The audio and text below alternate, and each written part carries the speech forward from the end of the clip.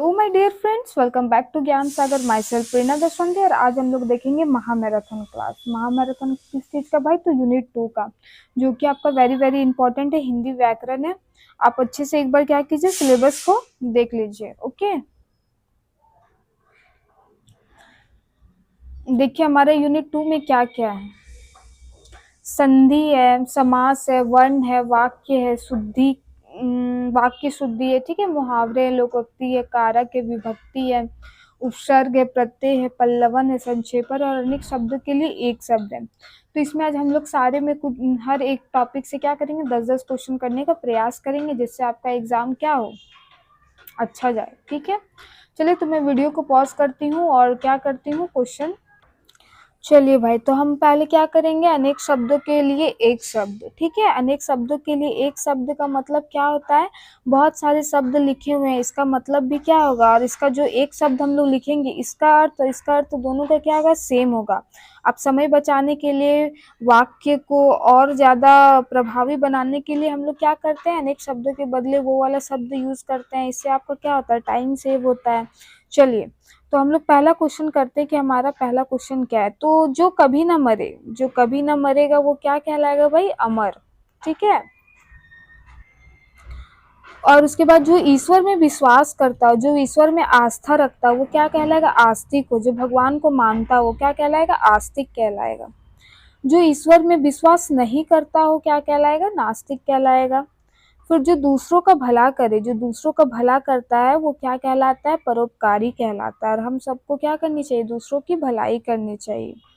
फिर जो सब जगह वो उपस्थित हो, तो जो सब जगह प्रेजेंट हो, उपस्थित, वो क्या होगा, सर्वव्यापी होगा। सर्वव्यापी जो हर जगह उपस्थित हो, मौजूद हो। फिर जो पढ़ने योग्य है, तो पढ़ने योग्य क्या हो जाएगा, पठनीय हो जाएगा। लिखने योग्य क्या हो जाएगा, लिखनीय हो जाएगा। और देखने योग्य क्या हो जाएगा, दर्शनीय हो जाएगा, है कि नहीं। सुनने योग्य क्या हो जाएगा, तो श्रवणीय हो जाएगा। फिर 9 में है, जो बोलने में कुशल हो, जो बोलने में कुशल होता है, एक्सपर्ट होता है, वो क्या कहलाता है, वाक्पटु। ओके, फिर जो परिश्रम से न डरता हो, जो परिश्रम से न डरता हो, जो परिश्रम करता हो, वो क्या कहलाता है, परिश्रमी कहलाता है। और ये एक स्टूडेंट का क्या होता है, गुण होता है, परिश्रमी होना।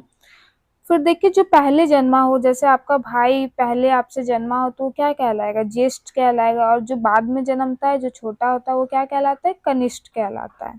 ठीक है, जो देश से प्रेम करता हो, जो देश से प्रेम करता है, वो क्या कहलाएगा, देशभक्त कहलाएगा, है ना। हम सब देशभक्त हैं। जो सब कुछ जानता हो, जो सब कुछ जानता हो, आपका दोस्त वो हर चीज जान रहा है, तो क्या हो गया, सर्वज्ञ हो गया, है ना। है कि नहीं, आप लोग का फ्रेंड सर्वज्ञ, हर चीज आपको इन्फॉर्मेशन दे देता है। जो दया करने वाला हो, तो जो दया दिखाता है, जो दया करता है, वो क्या होता है, दयालु होती है, हमारी माँ, है ना। चलिए, फिर आपका और कुछ प्रैक्टिस क्वेश्चन है, उसको देख लीजिए। जो कभी ना झुके, तो वो क्या कहलाएगा, अडिग कहलाएगा। जो सब कुछ सह ले, वो क्या कहलाएगा, सहनशील कहलाएगा, है ना। स्त्रियां क्या होती है, अक्सर सहनशील होती हैं। जो सत्य बोलता हो, तो जो सत्य बोलने वाला क्या कहलाता है, सत्यवादी। सत्यवादी हरिश्चंद्र, नाम सुना ही होगा। आप भी हमेशा क्या बोलिए, सत्य बोलिए। जो अपने देश से प्रेम करता हो, जो अपने देश से प्रेम करेगा, देशभक्त कहलाएगा। जो दूसरों की निंदा करे, वो क्या कहलाएगा, निंदक कहलाएगा। और हमें कभी दूसरों की निंदा नहीं करनी चाहिए, कि कभी किसी की आलोचना नहीं करना चाहिए। अब हम लोग देखेंगे मुहावरा, देखेंगे, उसके बाद क्या देखेंगे, लोकोक्तियां देखेंगे। ठीक है, तो मुहावरा क्या होता है भाई, वाक्य के बीच में आ जाता है कि नहीं। चलिए, तो सबसे पहला है हमारा नाक कटाना, सॉरी नाक कटना। नाक कटना का मतलब क्या होता है, अपमान होना। ठीक है, अपमान होना। जैसे कि परीक्षा में आप असफल हो जाते हैं, तो आपकी माता पिता आपको क्या बोलते, तुम लोग तो मेरा नाक कटवा दिया। दैट मीन क्या करना, अपमान कर दिया, करवा दिया, है ना। फिर क्या, हमारा आंखों का तारा होना। आंखों का तारा होना मतलब अत्यंत प्रिय व्यक्ति, अत्यंत प्यारा, है कि नहीं। जैसे हम लोग अपना माँ का क्या होता है, और उसका बच्चा क्या होता है, किसी भी माँ का आंखों का तारा होता है, मतलब अत्यधिक प्रिय होता है, उसके सिवा चलिए, थर्ड में देखिए दांत खट्टे करना। दांत खट्टे का मतलब बुरी तरह से हराना किसी और को। हमने दूसरे टीम की दांत खट्टे कर दिए, दैट मीन क्या करें, दूसरा टीम को क्रिकेट में हम लोग क्या कर दिए, एकदम बुरे तरीके से हरा दिए। हाथ मलना। हाथ मलना का मतलब क्या होता है भाई, पछताना। अब बैठ के तुम हाथ मलते रहो, दैट मीन क्या करो, अब बैठ के तुम पछताते रहो। उसके बाद क्या है, 5 नंबर में हमारा कान भरना। कान भरना मतलब आपका फ्रेंड आपके बारे में क्या कर देता है, कान भर देता है किसी और फ्रेंड को जाके, ग्रुप का फ्रेंड को जाके। दैट मीन क्या कर दिया, आपका चुगली कर दिया। बोले नहीं मैम ऐसे मत बोलिए, मेरा फ्रेंड लोग बहुत लॉयल है, ऐसे नहीं करता है कि नहीं, आप लोग बोल सकते हैं। टांग अड़ाना। जब भी हम कुछ काम करते हैं घर में, कोई ना कोई व्यक्ति टांग अड़ा देता है, दैट मीन क्या कर देता है, बाधा डाल देता है ना, टांग अड़ाना। फिर पानी पानी होना, आप सबको पता है क्या होता है, शर्मिंदा होना। हाथ धो बैठना। किसी चीज से हम क्या कर देते हैं, हाथ धो बैठते हैं। कोई कोई अपॉर्चुनिटी हो गया, कोई काम हो गया, कोई वस्तु हो गया है कि नहीं, तो उससे हम क्या उससे वंचित हो जाते हैं। आग बबूला होना, जो कि हम दिन में एक बार जरूर हो जाते हैं। क्या होना, बहुत क्रोधित होना। हम नहीं भी चाहेंगे कि गुस्सा ना हो तो भी हम लोग को क्या होते हैं, क्रोध आ जाता है। आसमान छूना। अभी गैस का दाम क्या हो गया है, आसमान छू रहा है, दैट मीन क्या हो रहा है, बहुत ऊंचा ऊंचा पे हो गया है, ठीक है, बहुत ऊंचा होना। चलिए, फिर हमारा अब क्या है, लोकोक्तियां हैं, ठीक है, लोकोक्ति से क्वेश्चन करेंगे।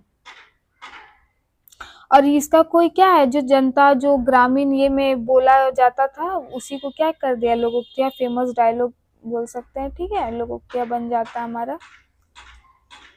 और ये पूरा तरह से क्या होता है, स्वतंत्र होता है। इसको कोई भी वाक्य दूसरे वाक्य का जरूरत नहीं है। जैसे मुहावरा को वाक्य का जरूरत है, कान भरना, आप आगे पीछे कुछ लगाइएगा, लेकिन लोकोक्तियां मतलब क्या होता है, पूरा सेंटेंस होता है। ओके,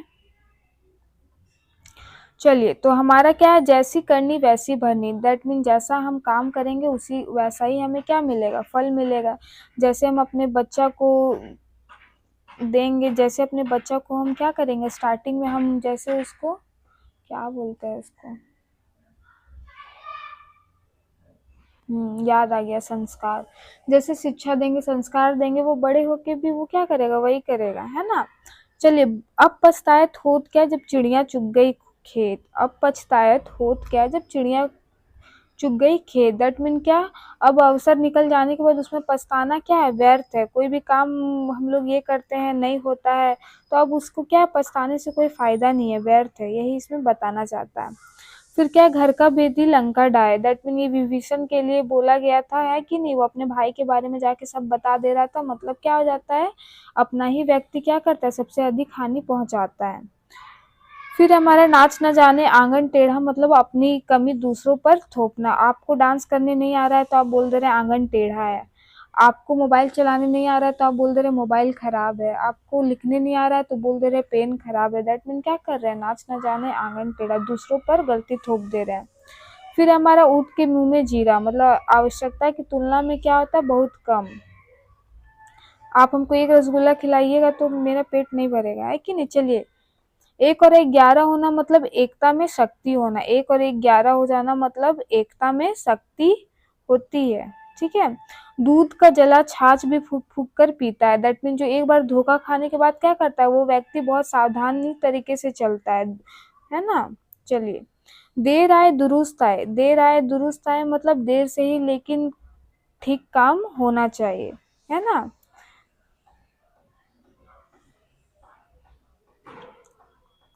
काम नहीं मतलब वापस अपने ये में लौट आना, है कि नहीं, समय रहते। जहाँ चाह वहाँ राह। जहाँ चाह वहाँ राह का मतलब इच्छा हो तो मार्ग मिल ही जाता है। अगर इच्छा हो, इच्छा शक्ति मजबूत होती है तो हम कहीं पे भी मार्ग क्या निकाल लेते हैं। जैसा देश वैसा भेष, तो स्थान स्थान के अनुसार व्यवहार करना चाहिए। हम अपना यहाँ इंडिया में रहते हैं, तुरंत अब दूसरा देश जाते हैं, हम लोग सब वेस्टर्न कल्चर पर उतर जाते हैं, छोटे छोटे कपड़ा पहनने लगते हैं कि नहीं। समय के साथ अपने आप को क्या करते हैं, बदल देते हैं। या फिर आप जिस समाज से बिलोंग करते हैं आप उसी को क्या करते हैं, शो करते हैं। तो आपका जैसा देश है, गुजराती लोग का अलग वेशभूषा है, हम लोग का अलग है, जैसा देश है वहाँ वैसा उसका भेष है ना। चलिए,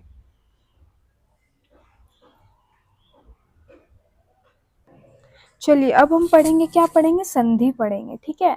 तो संधि का हमें डेफिनेशन पता है। पहले आप देख लीजिए कि संधि का कहाँ से उत्पत्ति हुआ है और क्या है। तो संधि क्या है, सम प्लस धा से बना है। सम का मतलब क्या होना होता है, साथ होना है, और धा का मतलब क्या होता है, जोड़ना, जो दो चीजों को क्या करता है, साथ में जोड़ता है। ठीक है, चलिए इसका हमको डेफिनेशन पता है। क्या पता है भाई, कि दो वर्ण विशेष स्वर या व्यंजन परस्पर मिलकर उनके मेल, अरे बहुत ज्यादा इसमें लंबा दे दिया। देखिए क्या होता है, दो वर्ण या दो ध्वनि से मिलकर उत्पन्न विकार को हम क्या कहते हैं, संधि कहते हैं। ठीक है, अब हमारा संधि भी क्या होता है, तीन प्रकार का होता है। भाई कौन कौन सा तीन प्रकार का होता है, तो स्वर संधि होता है, व्यंजन संधि होता है, और एक क्या होता है, दीर्घ संधि होता है। ठीक है, चलिए अब हम पढ़ते हैं। ये संधि का उद्देश्य क्या है, तो भाषा को मधुर बनाना, उच्चारण को सहज बनाना, है ना।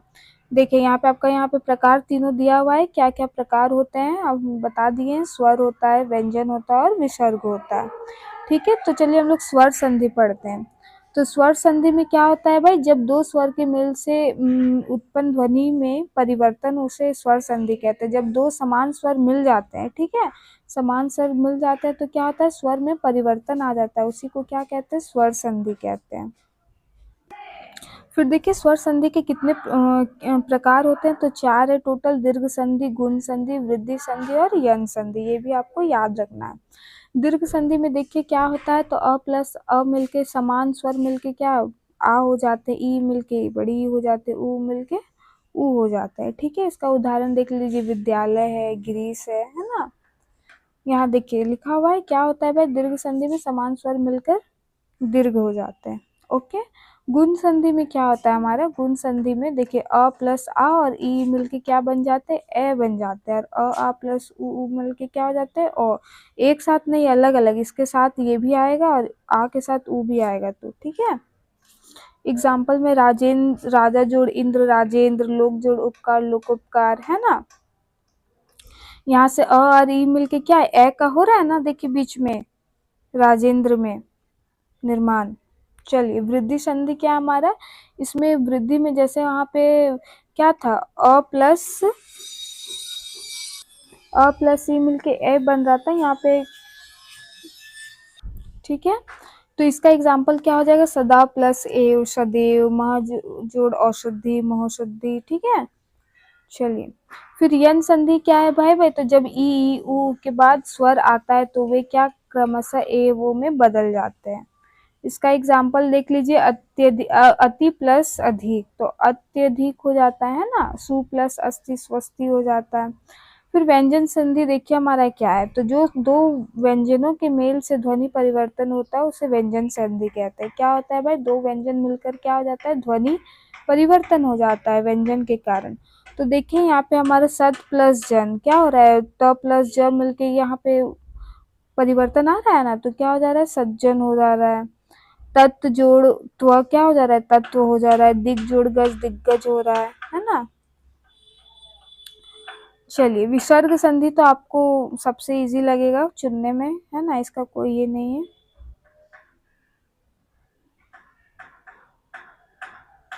एक है कि विसर्ग किस में बदल जाता है, स में बदल जाता है। ठीक है, चलिए फिर हमारा देखिए संधि विच्छेद का डेफिनेशन क्या होता है, तो संधि युक्त शब्द को मूल शब्दों में अलग करना संधि विच्छेद कहलाता है। जब हम उसको तोड़ देते हैं तो क्या कहलाता है, संधि विच्छेद। जैसे विद्यालय क्या हो गया, विद्या प्लस आलय, राजेंद्र तो क्या हो गया, राजा प्लस इंद्र, लोकोपकार, यही सब है।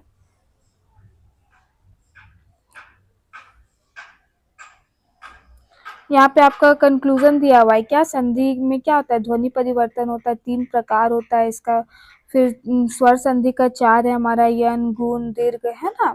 फिर संधि भाषा क्या बनाता है, मधुर बनाती है। चलिए तो भाई हमारा समास क्या होता है, ठीक है।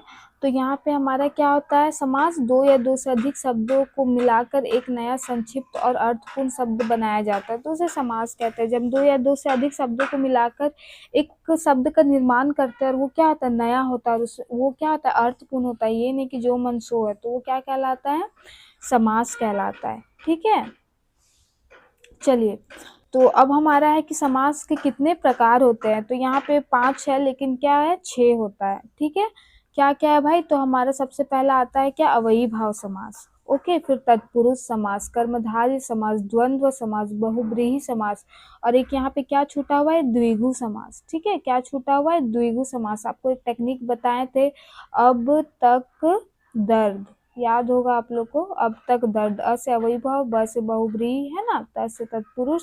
चलिए, तो सबसे पहले हम क्या समझते हैं, हम अव्ययी भाव समझते हैं। तो इसमें क्या होता है, पहला पद क्या होता है, प्रधान होता है, अव्यय प्रधान होता है। जब आपको क्या मिल जाएगा, आ मिल जाएगा, अनु मिल जाएगा, प्रति मिल जाएगा, हर, भर, यथा, ये सब मिलेगा तो समझ जाइएगा आप क्या है, वो अव्ययी भाव समास है। ठीक है, इसमें आपको जैसे प्रतिदिन मिल गया है ना, तो ये सब क्या है, अव्ययी भाव समास है। प्रति मिल जाएगा, हर मिल जाएगा, आ मिल जाएगा, तो अनु मिल जाएगा, तो वो सब क्या हो जाएगा, हमारा अव्ययी भाव समास हो जाएगा। ओके। तत्पुरुष समास में क्या होता है भाई, दूसरा पद प्रधान होता है। दूसरा पद प्रधान होने के बाद क्या होता है, इसमें रिलेशन होता है, शब्दों के बीच में क्या होता है, रिलेशन होता है। ठीक है, जैसे क्या हम लोग राजा का पुत्र, राजपुत्र बोलते हैं, दैट मीन राजा का पुत्र का क्या कर रहा है, दोनों के बीच का संबंध बता रहा है ना, तो हमारा वो क्या हो गया, संबंध तत्पुरुष हो गया, है ना। फिर आपका जो कारक में जो हम लोग पढ़ते हैं ना, उसमें भी इसमें सेम है, तो उतना अंदर जाना नहीं है। ठीक है, चलिए, फिर है हमारा कर्मधारय समास। देखिए, कर्मधारय समास में हमारा क्या होता है, इसमें क्या होता है, उत्तर पद पहला बात तो प्रधान होता है, उसके बाद इसमें विशेषण और विशेष्य का संबंध होता है। ठीक है, विशेषण और विशेष्य का होता है, जैसे कि हमारा, और क्या होता है, तुलनात्मक भी होता है। इसका एग्जाम्पल क्या हो जाएगा, मृगनयन हो जाएगा, है ना, दुर्जन हो जाएगा, कुपुरुष हो जाएगा, कुपुरुष। देखिए यहाँ पे क्या आ रहा है, पुरुष प्रधान है। फिर लालमणि, महाजन, चंद्रमुख, सद्भावना, ये सब आपका किस में आएगा, कर्मधारय समास में आएगा। ओके। फिर हमारा क्या होता है, द्वंद्व समास, हमारा फेवरेट समास। इसमें क्या होता है, दोनों पद क्या होता है, प्रधान होता है। ठीक है, बीच में हमारा क्या मिल जाता है, योजक चिन्ह भी मिल जाता है, जैसे माता पिता। ठीक है, माता पिता, दोनों पद प्रधान है, दैट मीन क्या है, माता भी इंपॉर्टेंट है भाई, पिता भी है। दाल भात, है ना, दाल भात, तो दाल और भात क्या है, दोनों इंपॉर्टेंट, और आपको ये योजक चिन्ह भी देख के आपको क्या होना चाहिए, पता लग जाना चाहिए। नर नारी हो सकता है, चलाचल हो सकता है, सुख दुख हो सकता है, और देखिए विपरीत भी हो सकता है। योजक चिन्ह भी होगा आपका, दोनों पद प्रधान भी होगा, और क्या होगा आपका, एक उल्टा भी होगा। कैसे होगा, दिन, दिन का उल्टा ही है रात, है कि नहीं, उल्टा भी आपको अगर देखने को मिलता है तो वो क्या हो जाएगा, द्वंद्व समास। बहुब्रीहि समास क्या होता है भाई, तो तीसरे व्यक्ति का बोध, जब वो सेंटेंस में जो शब्द में, वो उन शब्दों के बारे में बात करेंगे, लेकिन अर्थ किसका निकलता है, तीसरे व्यक्ति का उसमें बोध होता है कि नहीं। नीलकंठ, नीला है जिसका कंठ, यहाँ पे हम लोग क्या शिव जी का बात करते हैं, तीसरे का बोध हो रहा है कि नहीं। दशानन, रावण को बोलते हैं, है ना। चलिए, अब इससे हम लोग क्या देखेंगे, क्वेश्चन देखेंगे। ओके, जैसे ये तो हम लोग पढ़ लिए ना, वही भाव क्या होता है, देखिए प्रतिदिन आपको मिल गया, यथाशक्ति मिल गया, है ना। यहाँ पे प्रति और यथा क्या है, अव्यय है। ओके, फिर तत्पुरुष में देखिए का, की, के, में, पर मिलेगा आपको, तो ये सब बीच का क्या बताता है, रिलेशन बताता है शब्दों में। ओके, चलिए, कर्मधारय में क्या होता है भाई, नील कमल हो गया ना, नीला है कमल। फिर महात्मा। फिर द्वंद्व समास हमने पढ़ लिया, जिसमें दोनों पद प्रधान होते हैं और विपरीत भी होता है। बहुब्रीहि समास में ना पहला पद ना दूसरा पद क्या होता है, तीसरा आकर महत्वपूर्ण हो जाता है। दशानन, नीलकंठ, चतुर्भुज, है ना। चलिए, अगर आपको समास का विग्रह करने आएगा तो आप कर लीजिएगा, राजपुत्र यानी राजा का पुत्र, है ना, माता पिता, माता और पिता, इसका इतना ही एग्जाम्पल है। चलिए, ठीक है। ओके, चलिए, इकाई 1 में अब हम लोग क्या पढ़ेंगे, वर्ण पढ़ेंगे भाई, वर्ण पढ़ेंगे। ठीक है, देखिए, तो यहाँ पे आपको वर्ण पढ़ना है, तो वर्ण का क्या होता है भाई, सबसे छोटी इकाई। ठीक है, एक नंबर में पूछ सकता है, सबसे छोटी इकाई जिसका हम लोग खंड या टुकड़े नहीं कर सकते, वो क्या कहलाता है, हमारा वर्ण कहलाता है। ओके, और वर्णमाला हम लोग किसको कहते हैं, तो इन्हीं वर्णों का व्यवस्थित समूह को क्या कहते हैं, वर्णमाला कहते हैं। ओके, वर्ण और वर्णमाला में आपको डिफरेंस समझ में आ गया, देख लीजिए, जिसमें आपका क्या होता है, 13 टोटल स्वर वर्ण होता है और 35 कितना होता है, व्यंजन। ठीक है, फिर वर्ण के प्रकार देखिए, जैसे वर्ण क्या होता है, स्वर वर्ण और व्यंजन वर्ण। ठीक है, स्वर वर्ण में हमारा आ जाता है, और ये क्या होता है, स्वतंत्र होता है, व्यंजन में इसके सहारे से बना होता है ना। स्वर वर्ण क्या है हमारा, देखिए यहाँ लिखा हुआ है, क्या होता है, स्वतंत्र होता है। ठीक है, इसको किसी और वर्ण का सहायता नहीं पड़ता है। जैसे हमारा हिंदी में कितना है, टोटल 13 है। तो आता है 13 है, ठीक है। फिर स्वर्ण के प्रकार क्या है भाई, स्वर वर्ण का भी प्रकार है, तो क्या, ह्रस्व स्वर, छोटे उच्चारण वाले, ई उ जो छोटा छोटा रहता है ना, ठीक है। दीर्घ स्वर तो लंबे उच्चारण वाले हो गए, आ ई उ ए औ, ठीक है। फिर मात्रा वाला आ गया आपका। फिर क्या आता है, स्वर मात्रा। फिर हमारा क्या है, व्यंजन है। तो क्या है, व्यंजन का डेफिनेशन देख लीजिए, वे वर्ण जिनका उच्चारण स्वर की सहायता से होता है, और ये क्या होते हैं, स्वतंत्र नहीं होते। इसके लिए हमें किनका सहारा लेना पड़ता है भाई, तो स्वर वर्ण का लेना पड़ता है, ठीक है। इसको हम अकेले उच्चारण नहीं कर सकते, ठीक है। हिंदी के व्यंजन देख लीजिए आप, ये सब तो दिखाने वाला चीज नहीं है, चलिए। फिर देखिए वर्ग आपका आता है ना, 5-5 का समूह में क ख है, तो क वर्ग आ गया, दैट मीन क से लेके अंग तक क वर्ग में आएगा। फिर च वर्ग आ गया, तो च से लेके य तक किस में आएगा, आपका च वर्ग में आएगा। ओके, ऐसे ही आपका सारा रहेगा। देखिए फिर हमारा दूसरा क्या है, अंतस्थ व्यंजन। अब अंतस्थ व्यंजन क्या है भाई, देखिए अंतस्थ व्यंजन क्या होता है भाई, तो जिन वर्णों का उच्चारण स्वर तथा व्यंजन के मध्य स्थित हो, ठीक है। स्वर और व्यंजन के क्या हो, मध्य स्थित हो, और इसको हम लोग ना सघोष अल्पप्राण भी कहते हैं, ठीक है। अल्पप्राण क्यों कहते हैं, इसमें कम वायु निकलती है मुख से इसको उच्चारण करते समय। तो अंतस्थ व्यंजन क्या हो गया, य र ल व। ओके। फिर हमारा उष्म व्यंजन हो गया, जिसमें तीनों स और क्या आता है, ह आता है। ओके। अब उष्म व्यंजन क्या है भाई, तो देखिए, तो इसमें हमको इसका उच्चारण करते समय क्या होता है भाई, तो हमारे मुख से जब निकलता है तो क्या होता है, कहीं विशेष स्थान पर घर्षण होता है या रगड़ खा के निकलता है, ठीक है। और इसमें क्या होता है, ऊष्मा भी पैदा होता है, इसीलिए इसे क्या कहते हैं हम लोग, ऊष्म व्यंजन कहते हैं। ओके। फिर हमारा संयुक्त व्यंजन, संयुक्त व्यंजन में क्या होता है, दो व्यंजन मिलकर बनते हैं, उसको क्या बोला जाता है, संयुक्त व्यंजन। वेरी वेरी इंपॉर्टेंट, तीन है आपको, तीनों आपको याद रखना है, ठीक है। अच्छा है, त्र है और घिया है, ठीक है। चलिए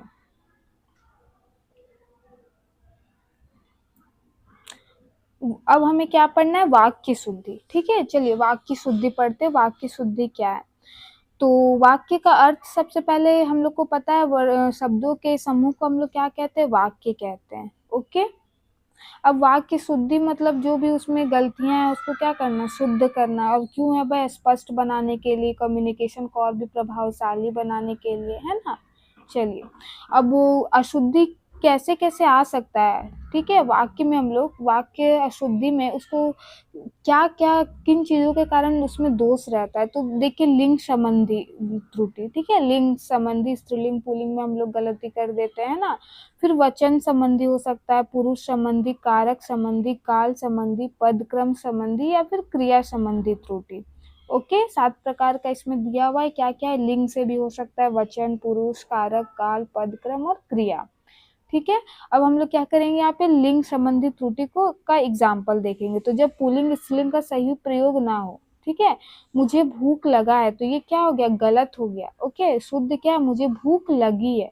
भूख क्यों क्यों लगी है भाई, क्योंकि भूख क्या है, स्त्रीलिंग है, लेकिन हम लोग लगता है क्या है, पुल्लिंग है ना, लेकिन भूख क्या है, हमारा स्त्रीलिंग है। ओके। फिर क्या है, वचन संबंधी। तो देखिए हम लोग यहाँ पे, वह खेल रहे हैं, वह खेल रहा है, ये क्या होगा, सही होगा, है ना। पुरुष संबंधी हो जाता है, तुम जाता है, तुम जाते हो, ठीक है। कारक संबंधी हो जाएगा, जो क्या करता है, शब्दों के बीच में संबंध को हम लोग बताता है, लेकिन गलती से कर देंगे हम लोग। देखिए उसने मुझसे बात की, उसने मुझसे बात की, ये होगा, मुझसे को ये यहाँ पे हम लोग क्या कर देते हैं, अलग कर देते हैं ना। काल संबंधी तो आपको पता है,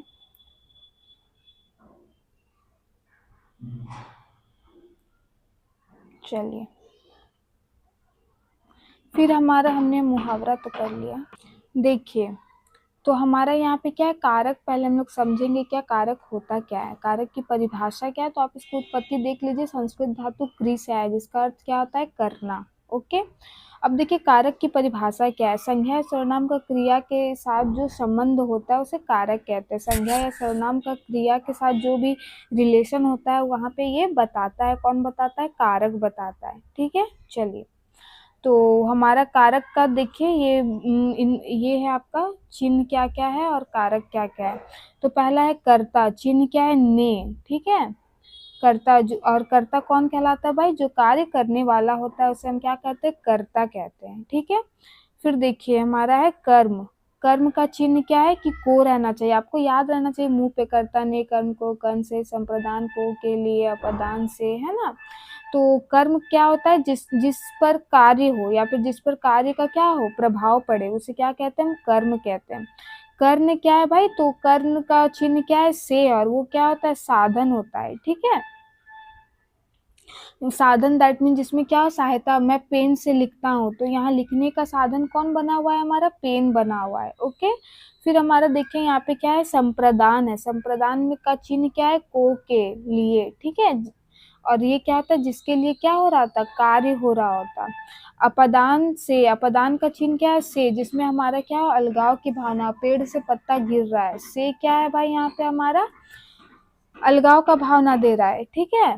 और मैं, या फिर दूर जाने का, मैं स्कूल से घर जा रहा हूँ, यहाँ दूरी बन रहा है, दैट मीन क्या हो रहा है, यहाँ पे भी हमारा अलगाव हो रहा है या डिस्टेंस, ठीक है। संबंध तो आपको पता है, का, की, के, अधिकरण में क्या होता है, में, पर, और संबोधन में क्या होता है, पुकारना, ठीक है। चलिए इसका अब हम लोग कुछ एग्जाम्पल देखते हैं। तो जो क्रिया करता है वो क्या कहलाता है भाई, कर्ता कहलाता है, और इसका एग्जाम्पल क्या होता है, चिन्ह क्या होता है, ने होता है, ओके। कर्म कारक कौन होता है, जिसपे क्रिया का क्या हो, प्रभाव पड़े, ओके। कर्ण क्या होता है, जिस साधन से कार्य किया जाता है, उसके लिए हम लोग से लगाते हैं, मैं पेन से लिखता हूँ, वो चाकू से फल काटता है, यहाँ मतलब चाकू क्या हो रहा है, साधन है फल काटने का, है ना। संप्रदान देख लीजिए, जिसके लिए क्या हो रहा हो, कार्य किया जाए, ओके। राम ने सीता को फूल दिया, है कि नहीं, के लिए। अपदान से देख लिए आप लोग, अलगाव का या दूरी प्रकट हो तो क्या कहलाता है, अपदान। वह घर से आया, तो से, घर से आया, दैट मीन क्या हो रहा है, यहाँ पे दूरी प्रकट हो रहा है, घर से अलग हुआ, है ना। और संबंध कारक में क्या बताता है, दो वस्तुओं का संबंध बताता है, दो वस्तुओं के बीच। अधिकरण देख लीजिए, जिस पर क्रिया क्या होता है, घटित होता है। देखिए कारक और विभक्ति, विभक्ति चिन्ह में भी हम लोग क्या सेम ही है, ठीक है। कारक जिसको आ गया उसको क्या आ जाएगा, विभक्ति भी आ जाएगा, है ना।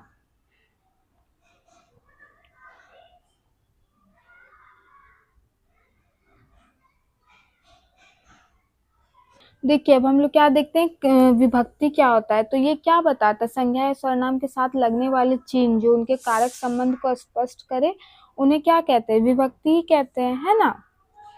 देखिए बस उसमें आपको सेम है, बस आपको यहाँ पे जो ने वगैरह किसी नाम के या जो भी है, उसमें हम लोग क्या करते हैं, उस चिन्ह को जोड़ देते हैं, तो वो विभक्ति कहलाता है, ओके। कारक, यहाँ पे अगर कारक पूछता तो ने होता, और विभक्ति चिन्ह पूछ रहा है तो भी ने हो रहा है ना।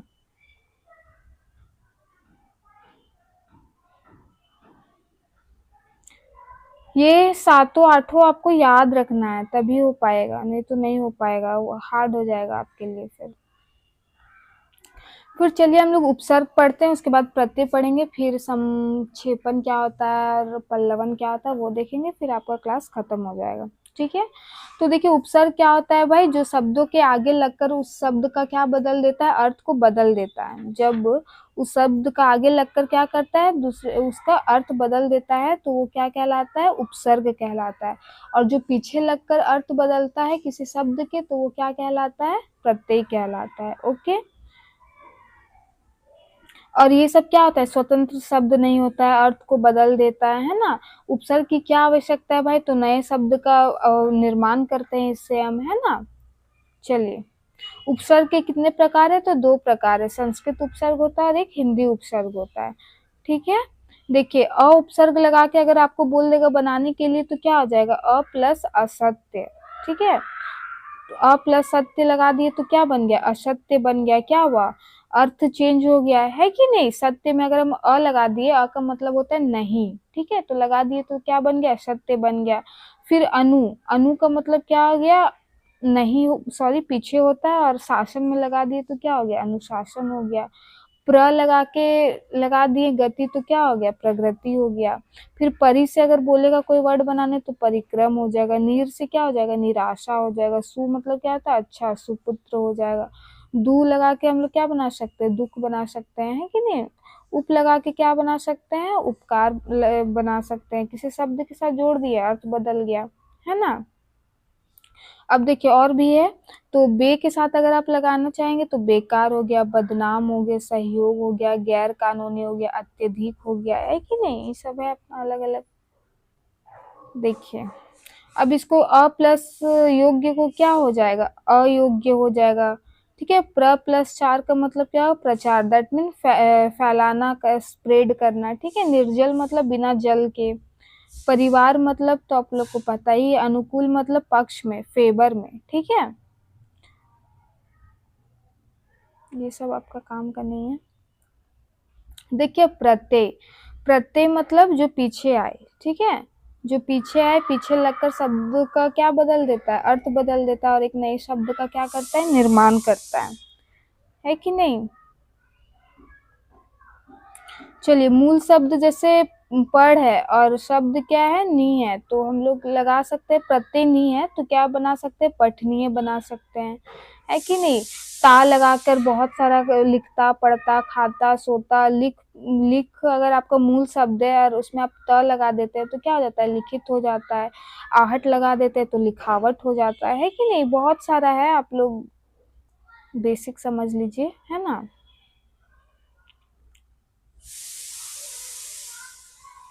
देखिए यहाँ पे फिर कुछ एग्जाम्पल है। मूल शब्द क्या है, मित्रता लगा देंगे तो मित्रता हो जाएगा। मानव में ता लगा देंगे, मानवता हो जाएगा। बालक में ई लगा देंगे तो बालक ही हो जाएगा, है कि नहीं। देखिए प्रत्यय के अन्य प्रकार, भाववाचक प्रत्यय मतलब क्या है, उदाहरण बुढ़ापा, अच्छाई, ये सब क्या होता है, भाववाचक होता है, ये नाउन वगैरह नहीं है। ठीक है, स्त्रीवाचक प्रत्यय में क्या लगाते हैं, ई प्लस इका लगाते हैं, ई या इका लगाते हैं। जैसे गायक में इका लगा दिए तो गायिका हो गया, नर्तक में ई लगा दिए तो नर्तकी हो गया। फिर विशेषण, कुछ विशेषण जो होता है क्या होता है, दया में लू लगा देंगे तो दयालु हो जाएगा, है ना।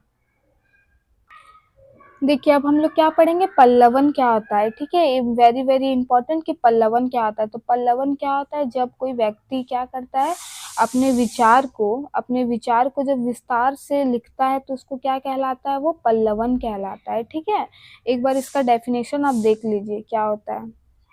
किसी सूत्र, वाक्य, उक्ति या संक्षिप्त विचार को विस्तार पूर्वक स्पष्ट करना क्या कहलाता है, पल्लवन कहता है। आपको कोई कोट दे दिया, विचार दे दिया, तो इसको आप क्या करते हैं, जब इसको पूरा विस्तार से लिखते हैं, लंबा लिखते हैं, तो वो क्या कहलाता है, पल्लवन कहलाता है। मतलब क्या, छोटे विचार को एक विस्तृत बड़ा रूप देना। ओके, और पल्लवन में क्या हमें ध्यान रखना पड़ेगा कि हमें मूल भाव से क्या होगा, भटकना नहीं, पता नहीं चले कि बड़ा बड़ा ये है, क्या बोलते हैं उसको, बड़ा करना है तो कुछ भी आम इमली लिख दिए, पता चला मूल भाव जो सेंट्रल थीम था वही क्या हो गया, गायब हो गया, है कि नहीं। इसमें हम बड़ा करने के लिए क्या उदाहरण दे के समझा सकते हैं, है कि नहीं। चलिए, जैसे कि यहाँ पे दिया हुआ है एग्जाम्पल, पल्लवन का उदाहरण एकता में बल। अब एकता में बल में अब आप हमको 4 पेज बोलिएगा तो भी हम लिख सकते हैं। कैसे लिख सकते हैं भाई, पहले बताएंगे एकता मतलब क्या होता है, यूनिटी मतलब क्या होता है कि नहीं, कोई एग्जाम्पल दे देंगे, है कि नहीं। समय अमूल्य, इस पे भी हम लिख सकते हैं बढ़ा चढ़ा कर, है कि नहीं। अब देखिए पल्लवन और संक्षेपण में क्या अंतर होता है। संक्षेपण इसका जस्ट उल्टा होता है, क्या होता है, बड़ी चीज को बड़े, जैसे आपका किताब में समरी दिया हुआ है, आप उसको शॉर्ट में लिखते हैं तो वो क्या कहलाता है, संक्षेपण कहलाता है कि नहीं, संक्षेपण कहलाता है। इसमें आप अननेसेसरी चीजों को अवॉइड करते हो, उदाहरण को अवॉइड करते हो, बस मेन मेन पॉइंट को लिखते हो छोटा करके। ओके, चलिए देखिए, संक्षेपण का मतलब आ गया, संक्षेप से बनना, छोटा करना, है कि नहीं। संक्षेपण मतलब क्या होता है, छोटा करना, और पल्लवन का मतलब क्या होता है, बड़ा करना। ओके,